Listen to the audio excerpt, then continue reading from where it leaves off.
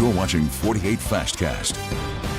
Happy Monday, everyone. Good afternoon. I'm Margot Gray with your 48 Fastcast. This is your digital version of our top headlines in a short newscast.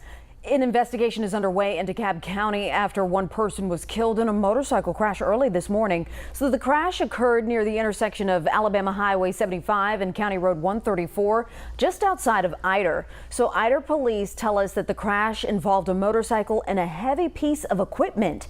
State troopers are investigating this crash and how it happened. Of course, we will bring you updates when they become available.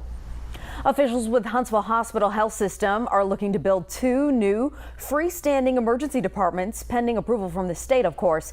If approved, one will be built in Hampton Cove and then the other in North Huntsville.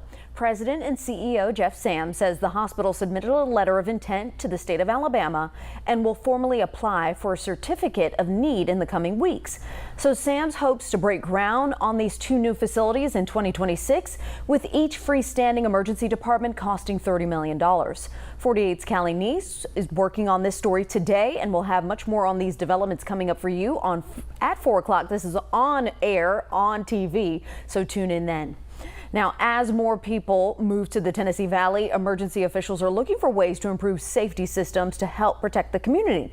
So this includes upgrading warning sirens. Some of the sirens in Lauderdale County have been in use for decades. However, some critics argue that it's costly for an outdated system when a lot of us are getting alerts to our cell phones.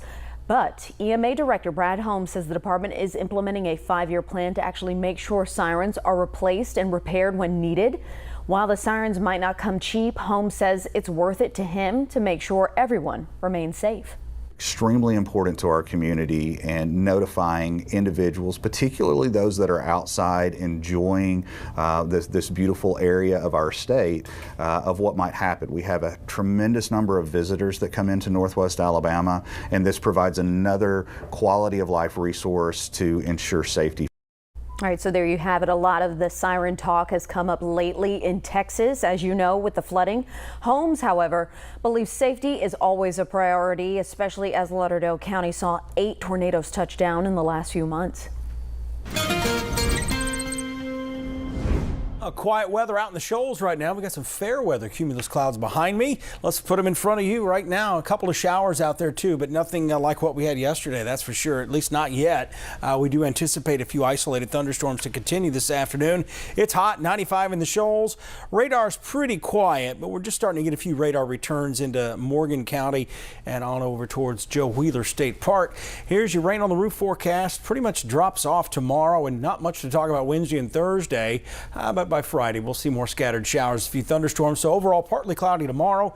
Another hot one. The heat index is really going to be the big story this week. A heat index around 105 at times, so make sure you're staying hydrated. We'll talk about the next 10 days coming up. All right, sounds good. By the way, you all, SEC Media Days kicked off today, and we, WAFF 48, in Atlanta for all the preseason previews. Find out how you can stay up to date after this short break.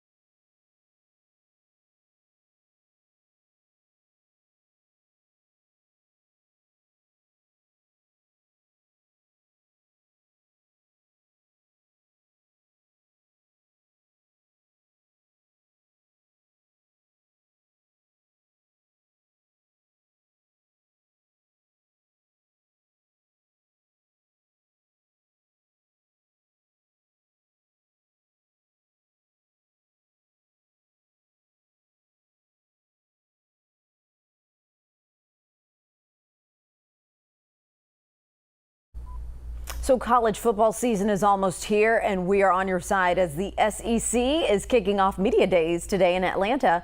So all 16 conference members are giving us a look at what we can expect for the 2025 season.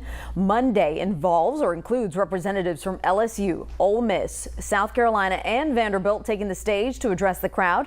48 Sports Director Carl Prather is on the ground in Atlanta there right now and will give us the latest from media days tonight and throughout the week. So tune in for the latest. Now, your first alert weather with Chief Meteorologist Brad Travis. We're just hot on this Monday. 91 Huntsville, 95 in the Shoals. Traffic's in pretty good shape on 565. And one of the reasons why it's not raining there right now. We've got isolated showers and pop-up thunder showers out there. Nothing all that strong, but that could change as we go through the rest of the afternoon. We'll keep you up to date. There's that 95 in the Shoals, 90, pretty much 91 elsewhere. The humidity is just what's stifling out there. Here's your forecast tonight. Muggy, 73 for the low. Some patchy fog again. We've had to deal with that the last few days just because some of the rainfall rates have been tremendous out there and very heavy rain at times. 94 tomorrow, mostly sunny, just a stray shower, a thunder shower. We're talking 20%. So here's 6 o'clock tomorrow morning. We start off with a patchy fog, not much wind out there, and that's the challenge. There won't be much wind at all. Look at that southwest wind, calm, and then a west wind at 2. Just a very isolated shower or thunderstorm tomorrow. Chance is probably closer to 10% than it is to 20%. As we get to 3 o'clock, still not much changes, just the heat and the temperatures out there. Very hot week ahead, but we should be used to it by now. We're late into July. 6 o'clock in the evening, not much going on. Anything that fires up the next few days will fade with the setting sun, just like we've seen the last several days. The mowing forecast, probably best to get it done as early as you can. We're going to go good weather tomorrow. We'll just keep it fair with more thunderstorms in the forecast Wednesday through Friday. And as we take a look at the 10-day forecast, more 90s on the way. So 94, heat index around 105, and that's why you really need to stay hydrated out there. Some of you getting outside to get some chores done after the rain maybe has forced you in. And look, the 90s just continue. So we're about to reach our first really significant stretch of 90-degree heat, and this will likely take us all the way through the rest of the month. Over the weekend, a few isolated showers and storms a possibility, but once again, the heat may be your bigger story. We'll talk more about this coming up at 4, 5, and 6. All right, Brad said it. That'll do it for your Fastcast, but we'll be back here online in just a few minutes with Before the 4 with AJ Wiest. And don't forget, your 4 o'clock newscast coming up. We'll have breaking news for you. If it comes in, we'll have you covered. Have a good afternoon.